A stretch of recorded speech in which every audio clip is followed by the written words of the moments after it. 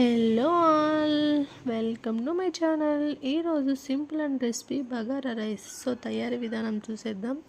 దీనికోసం ఒక ఆనియన్, టమాటా, పచ్చిమిర్చి, కరివేపాకు, బిర్యానీ దినుసులు, బిర్యానీ ఆకు అన్నీ తీసుకోవాలి. ప్యాన్ పెట్టుకొని 2 స్పూన్ల ఆయిల్ వేసుకొని ఇందులోకి మనం ముందుగా కట్ చేసి వేసుకున్న ఆనియన్, టమాటా, కరివేపాకు, బిర్యానీ దినుసులు మొత్తం అన్నీ వేసుకొని బాగా వేయించుకోవాలి. 1 స్పూన్ అల్లం వెల్లుల్లి పేస్ట్ కూడా వేసుకోవాలి. పచ్చి వాసన వెళ్ళేదాకా ఒక 5 మినిట్స్ పాటు బాగా వేగనివ్వాలి. తర్వాత ఒక 4 కప్స్ బియ్యం తీసుకొని మనం ముందుగా నానబెట్టుకోవాలండి.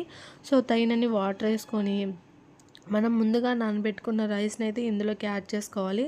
సో అలా యాడ్ చేసుకున్న తర్వాత పుదీనాను బాగా సన్నగా కట్ చేసుకొని పుదీనాను కూడా వేసుకునేయాలి. సో ఈ పుదీనా వేసుకున్న తర్వాత మనం రుచికి సరిపడ సాల్ట్ వేసుకొని టేస్ట్ చూసేసి కుక్కర్ మూత అయితే వేసేయాలి. నేనైతే ఇక్కడ ఒక స్పూన్ నెయ్యి కూడా వేసుకుంటున్నానండి. మీ ఇష్టం ఉన్న వాళ్ళు వేసుకోండి. సో మనకు కావాల్సిన విధంగా బగారా రైస్ రెడీ.